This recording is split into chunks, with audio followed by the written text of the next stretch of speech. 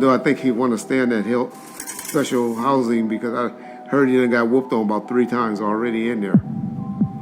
And I got that confirmed from a very, very good source. One of my club brothers, a friend of mine, told me that it happened. And then I heard it from Reggie. So I'm like, okay, that might be true. Keffe D's life appears to be at risk as rumors circulate suggesting that he's a minor player in a high-stakes prison environment. Concerns arise as people wonder why there has been a lack of communication from him lately, so let's delve into the situation and find out what is transpiring behind bars. Dwayne Davis, also known as Keffe D, a member of the Southside Compton Crips, was apprehended on September 29th. Earlier in July, law enforcement raided Keffe D's location in search of laptops and gadgets. Rumors suggest that a grand jury had been scrutinizing the evidence for months. Keffe D has been openly discussing the details of the shooting, even revealing information in his 2019 memoir titled Compton Street Legend. Interestingly, he is the uncle of Orlando Baby Lane Anderson, the individual suspected of being involved in the shooting of Tupac back in '96. And Baby Lane and Freaky were in the backseat. We was just all in the car together. This was the white Cadillac. Yeah. Almost 3 decades have passed since the tragic death of rapper Tupac Shakur, who fell victim to a drive-by shooting in Las Vegas. The unsolved nature of this case has kept it veiled in mystery. However, a ray of hope for a potential breakthrough emerged on July 17th when the Las Vegas police conducted a search of a nearby residence. Investigators of Valley Homes searched in connection to the Tupac Shakur murder investigation nearly 27 years after his death. The evidence collected in this operation is currently under review by a Las Vegas grand jury. According to a reliable source within law enforcement who received a briefing from ABC News regarding the ongoing investigation, it appears that several months may pass before any decisions on charges are made. Metro Police confirming they searched a home as part of their ongoing work to solve who killed the rapper and hip-hop icon. Investigators face a significant hurdle in their pursuit of answers. A widely held belief that the perpetrator responsible for Tupac's tragic death may have met their end in a separate shooting just 2 years after the Las Vegas incident. Despite this, the ongoing investigation at that time held the potential to expose the identities of those who were with the assailant during the fatal attack. This revelation served as a crucial development, opening the door to the possible prosecution of an accomplice in the case. It's a murder that shocked the world of music. 25-year-old Tupac Shakur shot 4 times inside this BMW in this intersection near the Las Vegas Strip in September 1996. In the dark foreshadowing of his eventual demise, Tupac faced a traumatic incident 2 years before his untimely passing. He was shot 5 times during a robbery at Quad Studios in Times Square. In an interview with Vibe magazine in April 1995, Tupac suggested that producer Sean Combs and rapper Christopher Wallace, widely known as the Notorious B.I.G., were present in the studio at the time and appeared to be aware of the planned setup. He once said during an interview, quote, everybody wants to use me. Everybody. From this level to the street level. I mean, I'm used on every level. I have no friends. I have no resting place. I never sleep. I can never close my eyes. It's horrible. Can you imagine what it's like to be who I am, who I was, and for them to say that I art a woman? And for the whole world to actually be entertaining the thought that you art a woman? That's hell. In another heartbreaking twist of fate in September '96, Tupac encountered yet another life-threatening situation. This incident took place after he attended a boxing match at the MGM Grand on the iconic Las Vegas Strip. Riding in a black BMW sedan with Suge Knight, the head of his record label, beside him, Tupac became the unfortunate target of a drive-by attack. A white Cadillac pulled up alongside them, and a gunman unleashed a barrage of bullets, striking Tupac multiple times in the harrowing incident. Keffe D and his entourage get into a white Cadillac along with Keffe D. The driver is a guy named Terrence Brown. They call him Bubble Up. On September 13th, 1996, the music world experienced an irreparable loss as Tupac tragically succumbed to his injuries at the young age of 25. His untimely death created a deep void in the hearts of fans and within the music industry, prompting widespread mourning for the life of a talent extinguished far too soon. Big Dre, Orlando. Who shot Tupac? Keep it for the code of the streets. It just came from the backseat, bro. Adding to the frustration surrounding the ongoing investigation, on November 10, 1996, Yafu Fula, also known as Yaki Gaddafi, met a tragic end. Yaki Gaddafi, a crucial witness to the drive-by incident and a member of Tupac's entourage, was seated in the car behind the rapper during the shooting. He was killed in an apartment building in New Jersey, intensifying the sense of loss and complicating the already intricate case. Malcolm Greenridge, a rap singer and member of Shakur's former backup quartet who performs under the name EDI Mean, said, quote, "I saw 4 black males in a white Cadillac as it rolled by our car just before Tupac got shot. I couldn't see which of those 4 people pulled the trigger, but I saw the G come from the back seat out through the driver's front window. And I saw the driver. I did see all 4 faces for a few split seconds before the shooting though, and I told the police that. I can't promise you I could identify them, but nobody has ever even asked me to try." The shroud of mystery surrounding the deaths of 2 iconic artists deepened on March 9, 1997 when the Notorious B.I.G. was shot and killed in Los Angeles. This tragic event was widely thought to be linked to Tupac's M.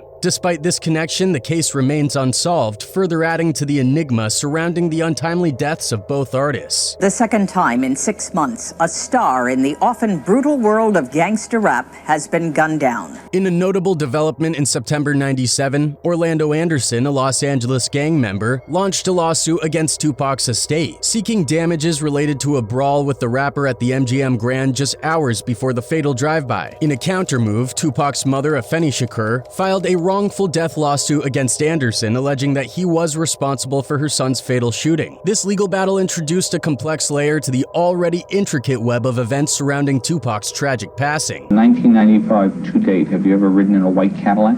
No. Do you know anyone who owns a white Cadillac? No. In a twist of fate on May 29, 1998, Orlando Anderson faced a tragic end in a gang-related incident in Los Angeles County. Despite being a suspect in Tupac's M, Anderson was never formally charged and consistently denied any involvement in the crime. His violent demise added another layer of complexity to the still unresolved mysteries surrounding Tupac's tragic passing. It wasn't a skinny arm. It was a bulky, hefty-looking arm. Well, I was in the passenger seat. Keffe D began revealing details in 2018 about being present in that Cadillac, and now he stands as the last surviving individual from that ill-fated ride. He divulged details to the investigators about the entire incident in 2010 and included it in his memoir, asserting that it served as his get-out-of-jail card to evade certain D-ring charges. But who is he? Born on June 14, 1963, Keffe D is deeply entrenched in the California gang scene, proudly representing the Southside Compton Crips. His life has been a tumultuous journey marked by the intense realities of gang life, personal losses, and a significant portion spent behind bars. Growing up amidst a sizable family of 6 brothers and 6 sisters, Keffe D's childhood was immersed in the unmistakable vibe of gang culture. When it first started out, yeah. Okay, talk about that a little bit. It was all white. All our neighbors was white. Moved out there in 1965. At the tender age of 15 in 1980, Keffe D faced the profound loss of his mother, who succumbed to colon cancer. In his 2018 memoir, Keffe D revealed that in 2014 he was diagnosed with the same cancer that claimed his mother's life. An unexpected and ironic twist of fate. Fortunately, he is now in remission, though the gravity of cancer is no trivial matter. Despite the challenges, if Keffe D finds himself implicated in any wrongdoing, he could potentially face incarceration. Beyond the struggles with cancer and his mother's passing, Keffe D experienced harsh blows within his family. 2 of his brothers met tragic ends, one falling victim to cancer and the other succumbing to a bullet in Compton. The loss of his older brother to street violence significantly impacted Keffe D's journey, plunging his life into rocky terrain. Consequently, he became deeply entrenched in a life of crime, spending over a decade behind bars, navigating through various criminal challenges. Came up, I was like 4 or 5 years old. He called us a bunch of N-words, and I kind of felt scared. His criminal journey took a drastic turn in '71 when, succumbing to peer pressure, he joined the scene. The intensity of conflicts escalated, with Keffe D even unloading 2 clips into a rival gang member's residence. Now talking about Tupac's M has been a topic of widespread discussion for years, fueled by various rumors and theories. In a noteworthy development in February 2018, Netflix released Unsolved: The Tupac and Biggie M, a limited series that explored the investigations carried out by two LAPD detectives into the K of the rappers. This series not only provided fresh perspectives on the cases, but also rekindled public interest in the Tupac case. Consequently, detectives renewed their dedicated pursuit of leads and evidence, injecting new vitality into the enduring mysteries surrounding the tragic deaths of Tupac and Biggie. And according to Keffe D, he gets a phone call. He's actually with Zip, the intermediary,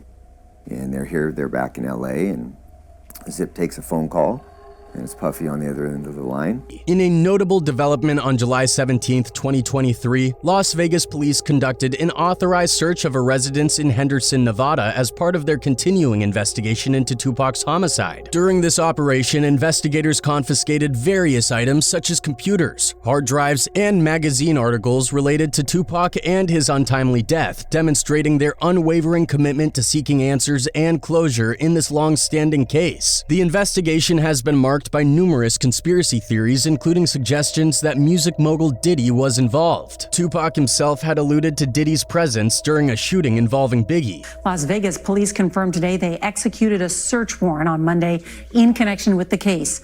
Police searched a home in the city of Henderson, that's about 15 miles southeast of the Vegas Strip. During the search, the police made a significant discovery: a cache of .40 caliber bullets at the property. These bullets are pivotal pieces of evidence that will undergo thorough forensic analysis to ascertain any potential connection to Tupac Shakur's tragic death. The decision to conduct a raid at Keffe D's wife's residence underscores the unwavering commitment and determination of law enforcement authorities in their relentless pursuit of answers in this case. This is video just into our newsroom of that response last night. Detectives and prosecutors say they determined they had enough information to proceed with a court-authorized search. This move sends a clear signal that law enforcement is closing in on Davis, who had previously asserted that Sean Diddy Combs had distanced himself from him many years ago. The unfolding developments suggest that Keffe D's revelations could potentially have far-reaching implications that extend beyond his personal involvement in the crime. Do you feel like Puffy owe you? Yeah, he should. I think he should look out. He look out for everybody else.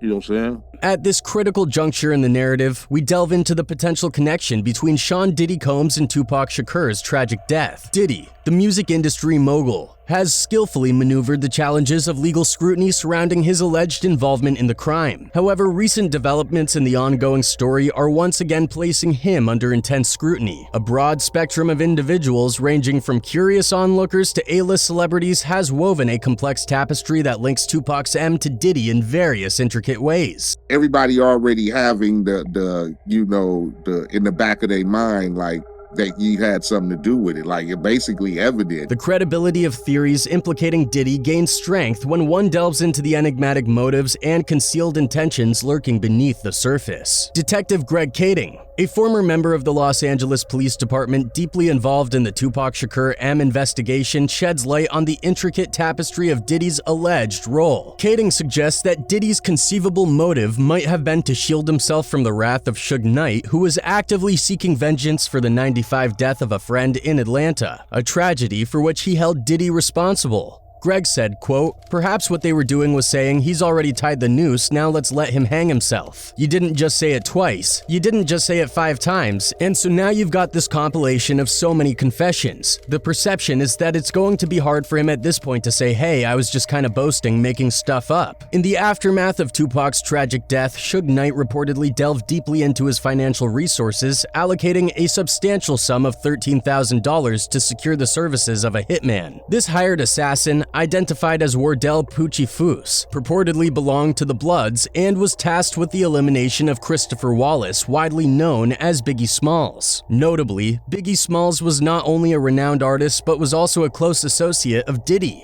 I want Biggie killed. I want you to go ahead and get a hold of my boy Poochie from the neighborhood. He knows Poochie's a known shooter, and he agrees to pay her $25,000. The true intrigue lies in how Diddy became aware of Suge Knight's vengeful intentions. It's almost as if he had a crystal ball foreseeing the looming danger. This awareness raises a substantial question suggesting that Diddy might have had access to inside information, possibly through someone with ties to Suge Knight's inner circle. In this context, Keffe D, the central figure in the current developments and known for his alleged gang affiliations, could potentially fit that description. I think he should look out. You know what I'm saying?